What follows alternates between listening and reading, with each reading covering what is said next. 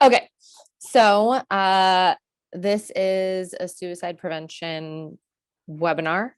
My name is Sarah Kelleher.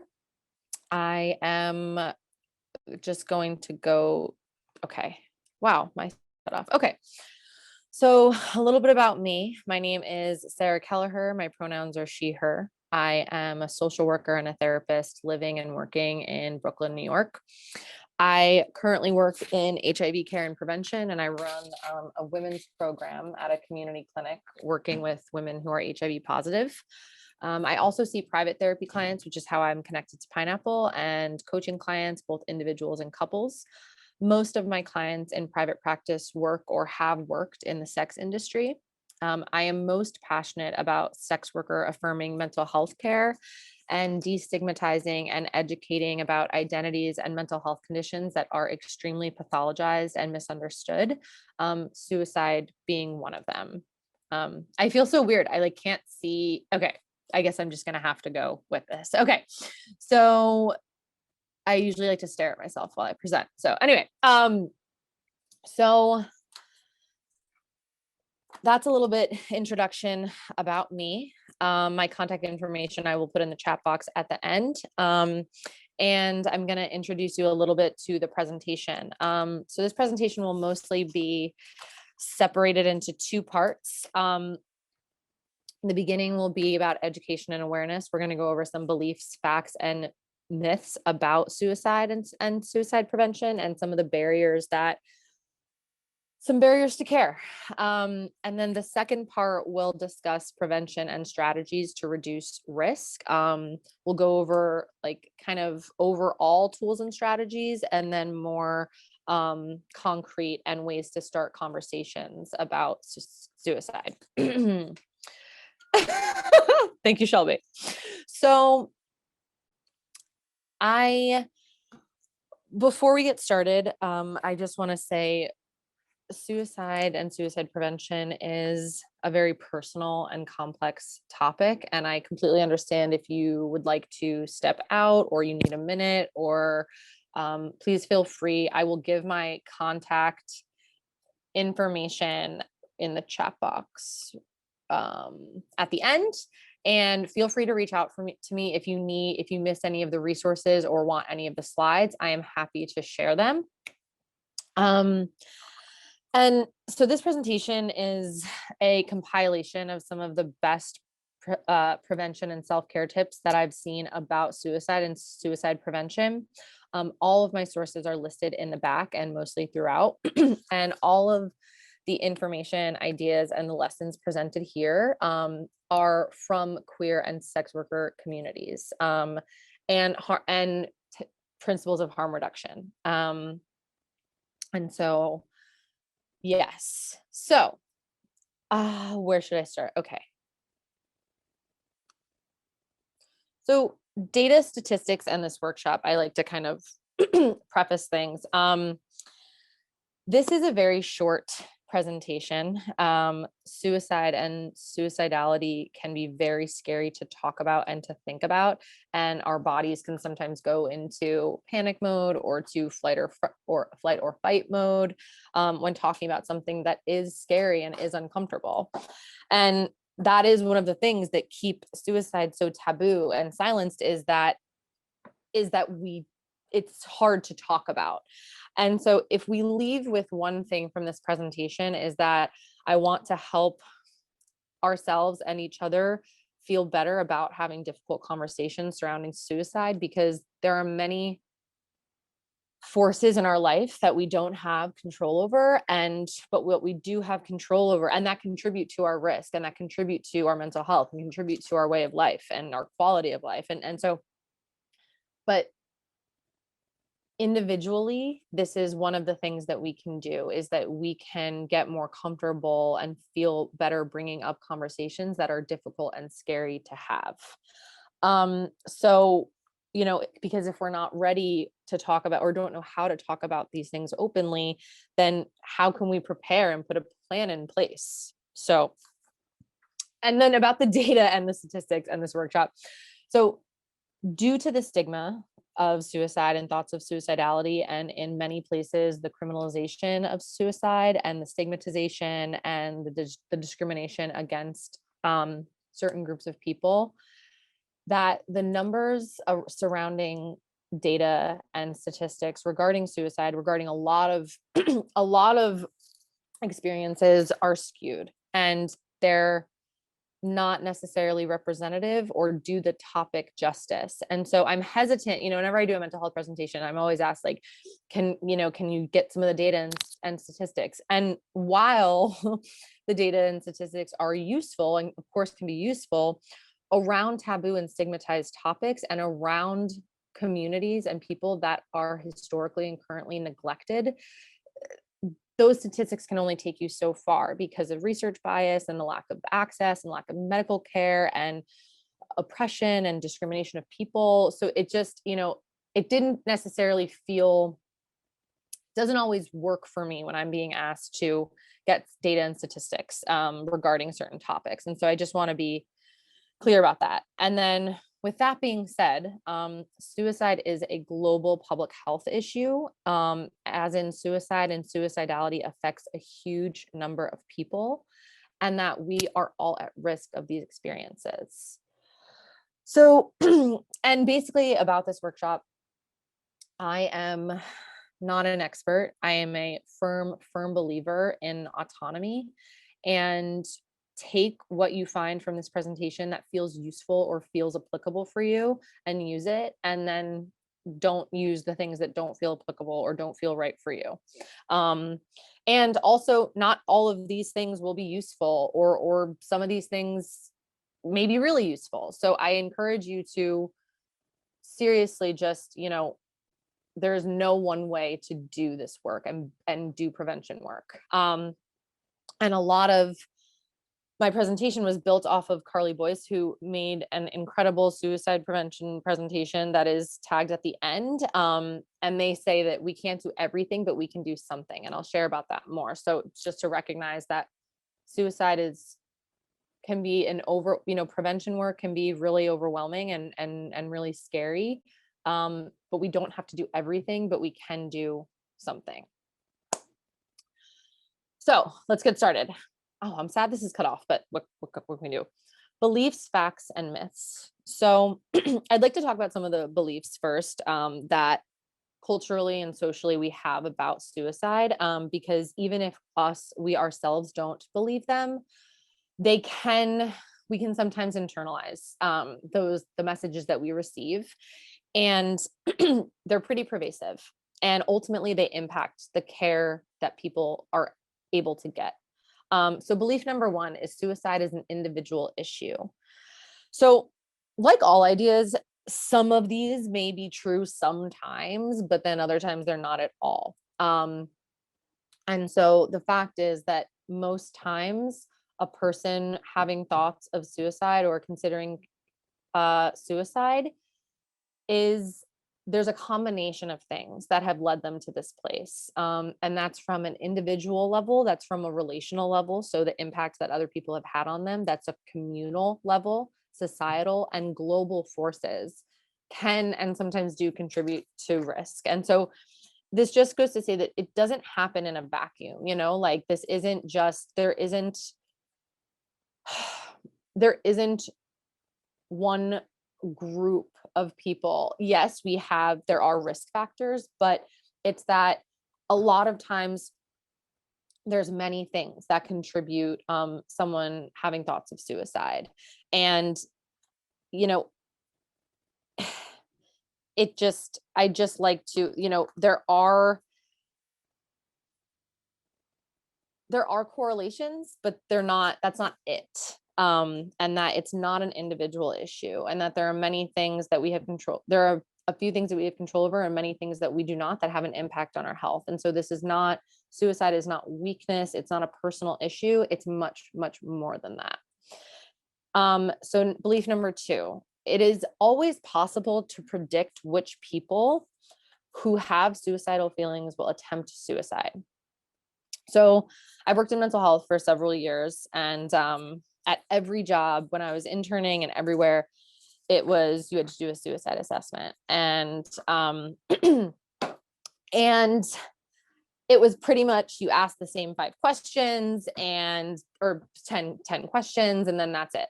And okay, we checked the box, we did the thing. And what I mean by this is that we have this idea that if we do the assessment, at least from in the mental health, world, we do the assessment and then that's kind of it. We check the box and then that's it. And the fact is that many suicide attempts are impulsive and they are unable to be caught by clinical assessment checklists. And that ultimately these checklists are kind of used as just like literally like a checkbox of like, okay, we assess them for suicide. But the point being is that it is not possible to predict which people or what people are at risk for suicide. Sometimes there is, but sometimes there's not. And so having this idea that if we ask these certain questions, we will then find out the answer, it allows us to miss certain people that may be suffering and we're unaware. And it also allows us to make generalizations about who is at risk. And that's not the case. And so we're missing people in viewing it that way. And also,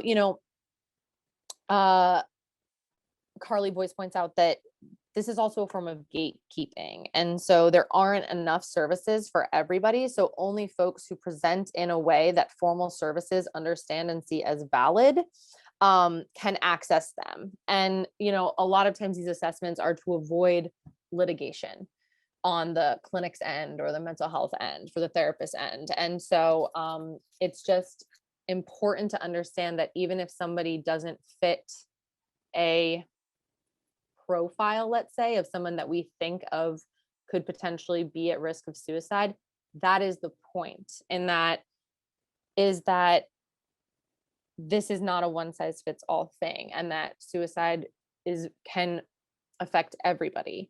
And so by thinking it only looks a certain way, or that we can predict it, or that it misses the mark. I hope that I explained that okay. So belief number 3, like I said before, I am a firm believer. So I am a firm believer in that bodily autonomy. And so people are the experts of their own selves. And a lot of times we think that like, oh, experts, I'm sorry, I'm getting caught on my words. I'm a little nervous. So a lot of times it's like experts know exactly who is at risk for suicide. Experts know about suicidality. They know what to do. They can take control. And so that being said, I do believe that there are people that have been working in suicide forever and really know a lot of what to know. But when we need to trust that we are the experts of our own experiences, and that your loved ones are the experts of their own experiences, and that we have to trust what people that are experiencing suicidality say to us and their assessment of their risk, because suicidal thoughts ebb and flow. And so if somebody has consistent thoughts of suicide for a long period of time, that may not be an increased risk for them. Or if somebody who knows themselves and who's maybe having a flare, but they're telling us what they need and what they want, we should, respect that. Sometimes the best access we have into what we need to do is ourselves. So like trust our gut in these situations.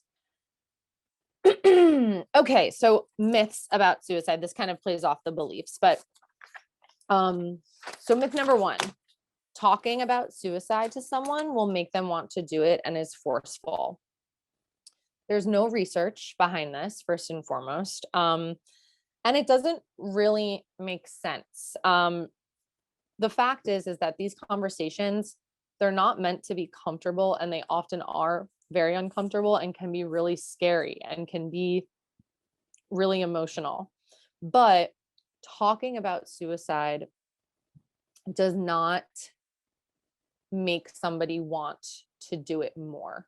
The truth is what it does is that it actually shows the person that you're talking to, or shows the person that you're sharing with, that you are open to these conversations and that you are here for these conversations. And that feels so much less risky to me than the silence of not bringing it up and maybe being scared that this person is experiencing something and that we haven't asked about it directly. And asking this question is not coercive. Asking someone directly if they are thinking about suicide is not coercive, and it's not forceful. They are allowed to lie and not want to talk about it, and say that they are not suicidal, and say no, and say, I don't want to talk about this. And that is completely okay and within their right. But what this also does is that it lets that person know, maybe in the future, of, wow, this person was open to talking about it, and this person, it plants a seed a little bit of that this person doesn't shy away from these conversations. If and when they want to, they can speak to you about this because you've already let them know that you are okay with having a conversation like that. And so, again, there is a big myth that talking about suicide will somehow encourage it, and that's not true. It's shown to not be true at all. But the fact is that it doesn't necessarily mean that bringing it up will be entirely comfortable, and that's okay too. So myth number 2: only people with mental health conditions can be suicidal. So again, there are correlations, but it misses the mark in capturing the full scope of suicide prevention, in that many people, I am a firm believer that many people experience suicide ideation and experience suicidality. But due to the stigma and the shame and the fear of support and the very real consequences of having a bad experience or a negative experience, revealing that they are having those thoughts, like people are criminalized, people are put into hospitals, people have bad experiences with emergencies. That is a reason why people do not share, and that suicide, again, is shown to affect all types of people. It does affect certain groups more, but that is not a hard and fast rule. And so this idea that only people with mental health conditions can be suicidal, and therefore if someone was never diagnosed with a mental health condition, how could they have died by suicide? That's not true. Again, we're missing real opportunities to be there for each other. I see a question in the box. Do you find the legal obligation of social workers or therapists to report suicidal ideation as helpful or harmful? I know many people don't bring up the topic to professionals at all out of fear of hospitalization. Yes. So thank you for the question. Very real concern. Ultimately, I believe that these things need to be in place, but I also believe that we as communities need to build other outlets for people and for ourselves, because not all of those situations are safe for everybody, and those situations become more unsafe depending on your identity. And so yeah, a lot of people don't bring up thoughts of suicide to a mental health professional or to professionals, because people are very quick to dial 911 or to call, and that is why many people choose to not. So do I find the legal obligation of social workers very to report suicidal ideation? I am a believer that the harm or the help is in the holder of the tool. So yeah, that tool that can be extremely harmful for some people, and it can be extremely helpful for people, but it is, I believe, the holder of the tool. And so I think that building safe spaces and safe people to go to is outside of professional help is useful as well. So there's a few other questions. Okay. What about assisted suicide? So Danny, these are a few, I can discuss more of these at the end. But I can talk more about these at the end, and I might keep the box until the end. So, sorry. So the last myth is that there's nothing anybody can do. So, you know, there's this idea of like, if someone's going to kill themselves, they're going to do it no matter what. And that is not true. Many people ebb and flow out of suicidal thoughts or suicidal ideation.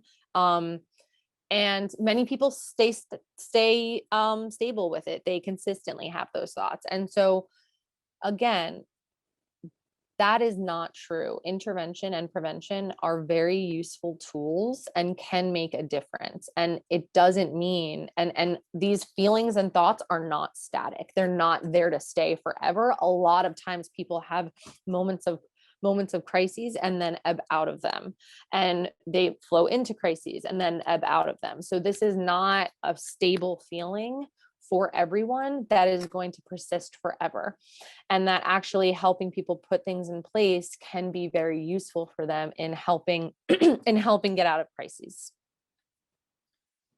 Okay, how is everybody doing? Thumbs up in the chat box. Okay. So with that being said, with that being, oh, I'm sorry. With that being said, you know, I will emphasize that anybody is capable of having suicidal ideation and having thoughts of suicide. That being said, there are a few things that there are certain environments and certain things that can contribute to thoughts of suicide. And so that is feeling very worn down by oppressive forces that act upon our lives. If someone is in deep grief or experiencing significant loss, when someone is dealing with big changes, when someone is in the aftermath of trauma, if someone has consistently experienced stress resulting from prejudice, discrimination, criminalization. And so these oppressive forces that act upon our lives, it very much makes a difference. And ultimately, many of us are operating under these oppressive forces. And so these are maybe moments where if you know someone or you yourself are going through something like that, it might be time to have a check-in with somebody. It might be time to have a conversation with a friend. And there's also, some behavioral changes that don't necessarily mean that somebody is thinking about suicide, but it could be an indication that they are going through a difficult time. And I just like to categorize it as behavioral changes. So an increase or decrease in really any behavior or engaging in any behaviors that are atypical for them. So that could mean if somebody is sleeping a lot or sleeping more than they typically do, or sleeping a lot less than they typically do. If somebody is eating a lot more than they typically do, or eating a lot less than they typically do. Somebody is using a lot more drugs and drinking a lot more than they typically do. Or if someone, so behavior changes like that could potentially be an indication that somebody is having a hard time, or that at least someone is going through something, and maybe there should be a check-in. Also, if you know someone is going through a hard time and has had thoughts of suicide or has attempted suicide before, that means that they maybe need a little bit of an extra, maybe extra support, or maybe need some assistance in having those conversations, or maybe that's something that that they've experienced, and maybe it's time to have a check-in about that. Also, experiencing an uptick in a chronic health condition, that's like physical or mental, that can be extremely stressful on a person. I mean, like the pandemic, that change can be extremely stressful on people. And so that is not necessarily means that somebody is going to be suicidal, but it could mean that they are in a place where having maybe it's a check-in time because maybe they're struggling a little bit more. So how to have supportive conversations. I write all these notes and then they just go out the window. So this is from Carly Boyce's zine, helping your friends who sometimes want to die, maybe not want to die. And I really liked this analogy that they used. And so talking about having supportive conversations with the people that we love in our lives. If the conversation is a road trip, you want to stay in the passenger seat, meaning that if you have asked directly a person if they are considering suicide or if they're thinking about killing themselves, and then they are open to speaking about it, stay in the passenger seat and let them lead the conversation. That means let them lead the pace. That means lead what they want to talk about. That means share what they want to share. And try not to grab the wheel, meaning that, or I should say, only grab the wheel when absolutely necessary. So let's say this conversation is going into a place that is unsafe for you. That is a time when maybe you can say, hey, like, can we just step back for a second? I need space. I needed 2 minutes to think about this, or you can take a breath. You can have a moment, but really let the person lead and drive, even if they're going the wrong way, even if they're going, they're not listening to the GPS. Like, it's a metaphor, but it mostly means that let this person share and just be there and be present for them. So don't panic, do nothing. This is also, I think, a really good one, is in that having a conversation, a difficult conversation, is hard and it's scary, but it doesn't have to send you into a panic mode. And it doesn't also, you don't have to act differently than who you are. So you don't have to do anything special. You don't have to act a certain way or be a certain way. You can behave and do the way that you would interact with this person if you weren't speaking about suicide. And so you can speak the way it can be, you can be yourself. And don't panic means that when you're talking to someone who is considering suicide, it means that your body may have, your system may have a freak out, and it may be kind of intense, and it may bring up things for you. And that doesn't mean that you have to stop having the conversation. It just more means that maybe you can take a second to yourself. And again, with the understanding that these conversations can be difficult and may bring up some scary feelings or may bring up some feelings, but that you can just keep breathing and keep moving through it, and that you don't have to do anything differently than you would if you were having a conversation about any other thing. So you don't need to be perfect. You're trying something. I hear a lot that people get sometimes scared about having conversations that are difficult because they don't want to say the wrong thing and they don't want to make it worse. I hear that a lot. They don't want to make anything worse or what someone's going through worse. And I can say with utter confidence that bringing something up imperfectly is much better than not bringing up something at all. And that you don't need to be perfect. You can say the wrong things. You can say the wrong things. You might say the wrong thing. Someone might have a reaction to something that you say, but it's also, we can't treat people that have suicidal thoughts.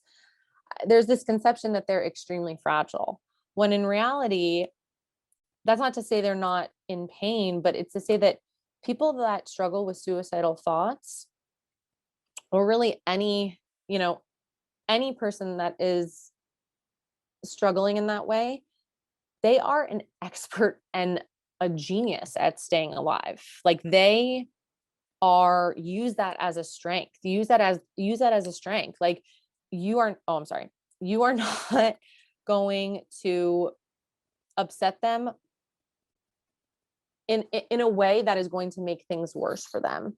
And again, any minute that you're in a conversation is a minute that they're spending not killing themselves. And so that is, you know, you don't need to be perfect. You might make mistakes. You might have a moment where you say the wrong thing, or something lands badly, or that you don't know what to say. All of that is okay. And really, it's that having these conversations imperfectly is so much better than not doing it at all. Okay, tools and strategies for conversations in moments of crisis. So hold space. It can, when someone tells us something when someone tells us something personal, it can feel, you know, as a therapist myself, there is sometimes a need to want to fix it and want to fix the problem and make it all better and make it go away. And that's not always the best route. Rarely is it the best route. And really just validating how somebody is feeling in that moment and trying to be there without trying to change their experience or how they're feeling can be the most useful tool for people. And so that can mean saying things like, yeah, I hear how hard that is for you. I hear how hard this is. I care about you. I love you. I love you even when you're messy or when you think you're at your worst. Like these things like that are not trying to change the situation for somebody, but are just being there and holding space for them can be the most useful. Because if you jump right away and, okay, this is what I can do this, I can do this, I can do this, I can do this, let's get you, it kind of assumes that they haven't already thought of those things. And a lot of times they had, but they're taking a really big step. And by sharing this with you, that they're going through this. And so our role, if we're the one being told that information, is to really just hold space for them and say, hey, like, I absolutely hear what you're saying. Like, I agree, you know, like, this is really hard for you. I care about you. And just kind of be there in that moment with them. So be direct in a non-judgmental way. Sometimes you know, at a clinic I worked at, it was, we were using a PH9, which is a depression scale. And one day I overheard someone being like, "You're not depressed, right?" And it was interesting because sometimes the way we phrase things makes the answer already answered for people. And so we can be direct, and that means using words like suicide or are you having thoughts of suicide, but framing it in a way that is non-judgmental and that can be an open answer for people. And so again, talking about suicide can be really scary and can be really can feel, there's a lot of shame, there's a lot of stigma, but not speaking about it is actually a lot riskier than any of the mistakes that you could possibly make in a conversation. And so being direct, asking someone directly of, hey, are you thinking about suicide? Or, hey, are you thinking about killing yourself? Or, hey, it sounds like you're going through a lot right now. And when I've heard people say these kinds of things, they were talking about suicide. Is that something you're thinking about? It is a lot clearer than saying, hey, are you thinking about harming yourself? Because those aren't really the same things.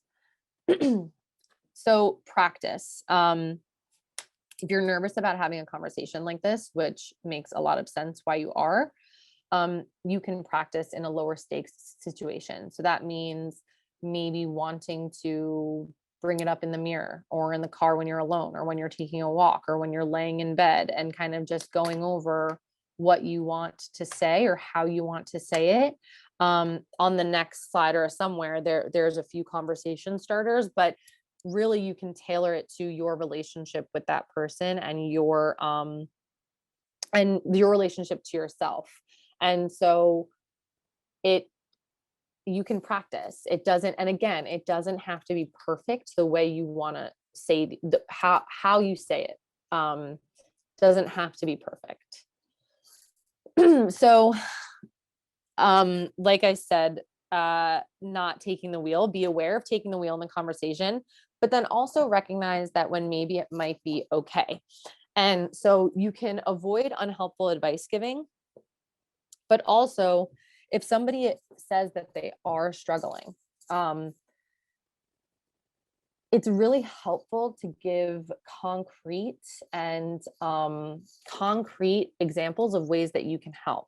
So instead of asking like, how can I help, which is nice, but it also in that moment, they might not be sure how you can, it can be really useful to give people options. So like, hey, can I bring over pizza tomorrow night? Or can we go to the store and I can get you a few things?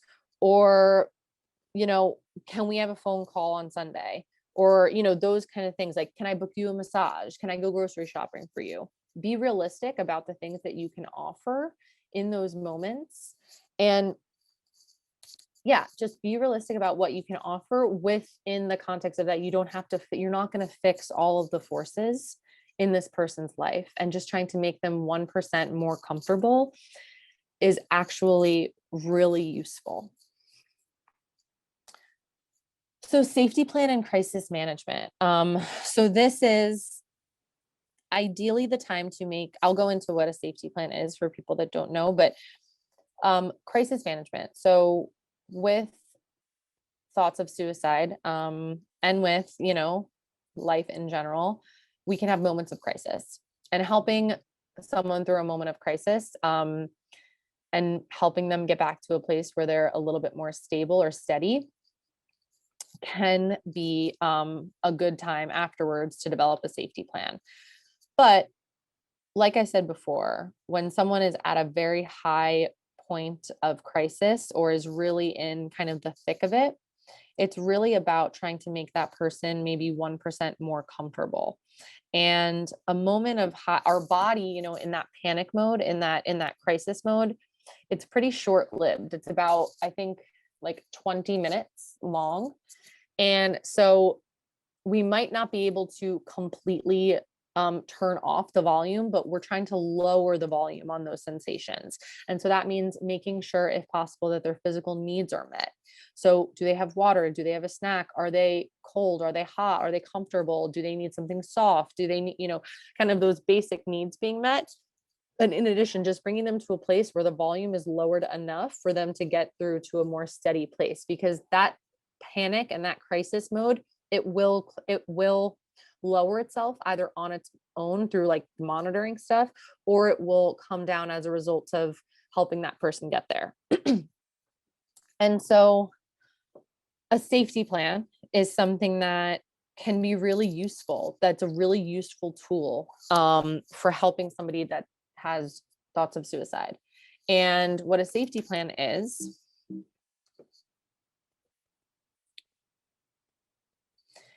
I'll go back to that. But what a safety plan is that are ideas and actions, like I said, that can turn down the volume of the suffering a little bit, or pass enough time where the volume starts to turn down it's on its own. And so in the show notes, I have there was a resource created by National Ugly Mugs, and their safety plan is pretty good. But it basically, these are types of questions that you will see on a safety plan, and you can make a safety plan for yourself. Some people call it a crisis plan. I call it a safety plan. But these are the types of things you can make it. I have one for myself that's like has a little flower on it, and I've just made, in moments of high crisis, what I can do to make myself feel better. And you can also build it with a friend.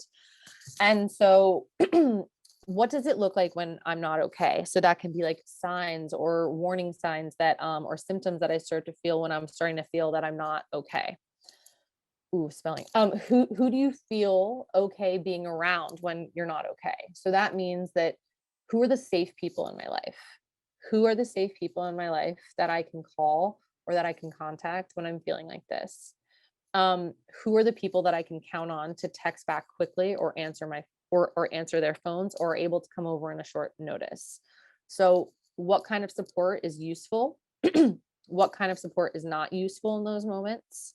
And what activities can help pass the time, so where I can maybe get a little bit steadier? So maybe that's watching TV, maybe that's drinking water, maybe that's taking a shower, maybe that's drinking a cup of tea. Maybe in moments of high crisis, somebody might want to engage in a behavior that you yourself consider risky, but it is the only thing that is going to help them. And in the spirit of bodily autonomy, we can try to delay them and try to help maybe, ask that, use some delaying tactics to, see if that person can sit for 5 minutes, or see if we can do some of the other stuff to make that person feel better. But sometimes the things that are deemed risky actually can be very useful short term. And so the best we can do in those moments is take a harm reduction approach, meaning that if somebody wants to drink a lot, we can make sure that we're there, they're not alone. Or if somebody wants to use drugs, we can help them test their drugs. We can help them get clean works if that's what they need, or we can help them get the tools that can help them engage in risk a little bit more safely. So we're going to take a harm reduction approach. And that doesn't mean, and that could maybe feel strange for us as a supporter, and maybe we don't want to do those things, or we don't agree that that's the approach that they should be taking, but ultimately that's what they choose. So also write down the numbers on a safety plan of your support network. And so it's useful when caring for somebody with a loved one or for yourself to have more than one number. So you can have a person there, and you can have multiple people there, and then you can have also a hotline there. And so that ensures that if somebody is unable to pick up the phone, or if somebody is unable to talk, that you have multiple people, you have multiple support networks that you can work with. And put it in a place that you can see and that is available to you, so that you it's quick to get. You can get it very quickly, and that you don't have to think about it. So this is ways to start the conversation about suicide. Like I said, you can tailor this to your relationship and what you want to say, but these are some ideas. So I'm hearing that you're really struggling. Are you thinking about suicide? I care about you so much and I'm concerned. Are you thinking about killing yourself? Hey, is this what you're talking about? I need clarity. Like, are you talking about killing yourself? And hey, can I ask you something? Sometimes when I've heard people say some of these things, they're saying they were thinking about suicide. Is that how you feel? And so also what you can do is, if somebody says no, that's not what they were talking about, and it's kind of ends abruptly and it doesn't feel super great for you, you can also end in a little short statement by just saying like, hey, if that ever changes, I'm here to talk about it. You can kind of give a 1-sentence short statement that lets that person know, again, that plants the seed for them of that, even if they're not feeling that way right now, that if in the future they are feeling this way, you are a person that is open and willing to having those conversations, and you are there for it. And so even if they deny wanting to engage in that conversation, then they know that you are ready, that you are willing to have conversations like that, and that can plant the seed in their mind. Okay. My sources aren't showing up. Okay. I have my sources list, but I will send it in the chat. I don't know how to do this. So, okay, I guess I can go to the questions, if people want me to do that. So, okay, I'm just reading them.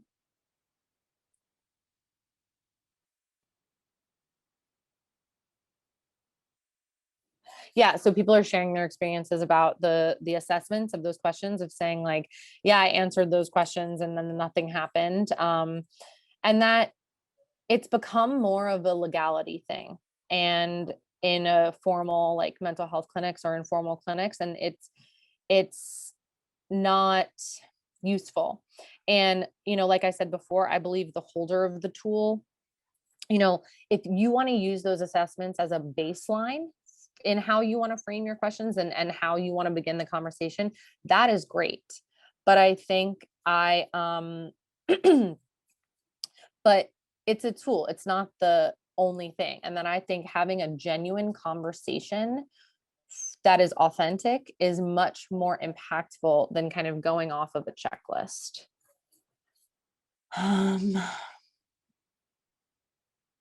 Danny, thank you for sharing.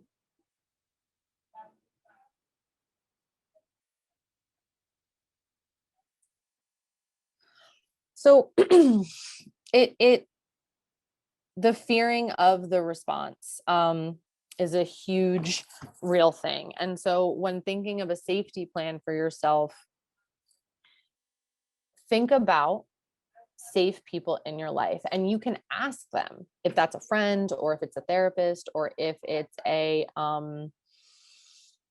acquaintance, somebody that you feel safe with. You can ask like, hey, is it okay if I put you on a safety plan? Or hey, or you yourself can have a conversation with somebody. If you know that you want to develop a safety plan, that is something that you can do. Hey, can I put you on this list of people that I'm calling, of people that I want to call when I'm feeling really stressed, and can you try to answer if you're available?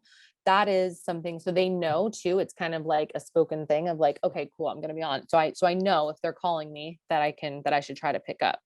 But it absolutely makes it really difficult to be open and honest because we're scared of the consequences, because many of us have had negative experiences with formal medical and mental health care. And unfortunately, a lot of the,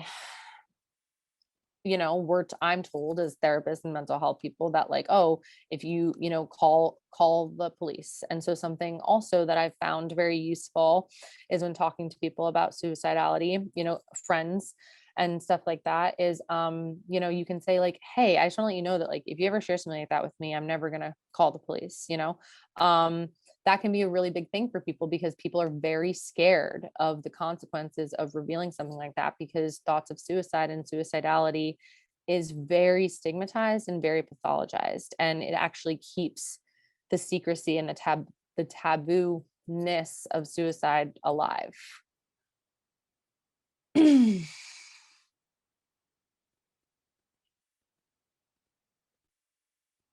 Yeah.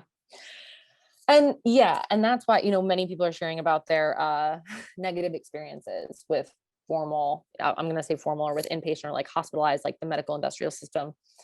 And that is, I agree. If the problem is too much to handle, you do need help from the authorities, but it's also it's helpful for individuals and for ourselves to have multiple people working together as a team. So that's why I said like having multiple people on a safety plan. Like someone that I worked with also said that when they first started doing suicide prevention, they realized quickly that they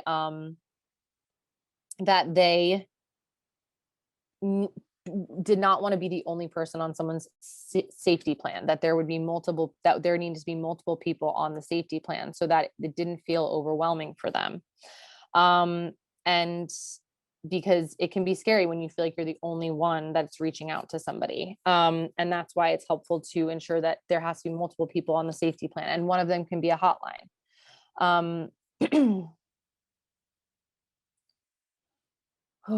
So, but if the problem is too much to handle and you need help from the authorities, what resources are useful then? Sometimes it can be too much to handle. And that is why I think as individuals, the best of the best that we can do is create open environment and open spaces for ourselves, for others to feel safe in sharing these things. And that way we can plan for crisis. And maybe someone's safety plan does involve calling the police. But the sooner that we speak about it, is a way to prepare for crisis that might happen. And so it's really up to individuals to decide what care plan looks best for them, and how they want to develop their care plan for themselves. Yep. Young people are not the only ones committing suicide. Many people, many different types of people, are suicidal. Do you feel even as a therapist, your efforts are still futile? What part can you play as a therapist? Really good question. So I I think about this a lot. Um, there is in the page that I referenced, which I don't know why they're not showing up. I will email everyone the presentation. But in the Carly talks about how having boundaries, and that we have to keep in mind that we are not solely responsible for keeping somebody alive, and that creating boundaries for what we can offer and being realistic about what we can offer is absolutely crucial to ourselves, because being genuine and authentic and realistic about the care and the help that we can give is so much better than working over our capacity and essentially not helping people get the care that they need. Um, Carly talks a lot more about this. I will link their zine because it's really, really good. And it's where I got a lot of my presentation from, but it talks a lot about boundaries, and it talks a lot about what part can I play. And so the answer to what part can I play as a therapist is maintaining boundaries, being realistic about what I can do, and trusting people's autonomy, and helping them develop care plans for when they are feeling like this and for when they are in crisis mode.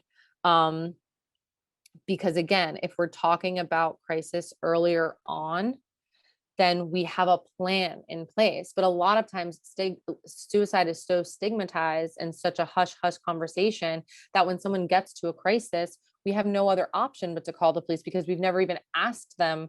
We've never even broached it, and so it can feel that that is the only option. I hope that answers. And so ultimately, that's what I mean when I say that, the best of the best thing that we can do is get more comfortable having these conversations with people, for ourselves and for others, so that way we can plan a little bit better, um, and help people in those moments of crisis. I hope that answered questions. How does harm reduction relate to self-harm behaviors, cutting, burning oneself, etc.? Um, oh, so um sorry, many questions are coming in. So how does harm reduction relate to self-harm behaviors?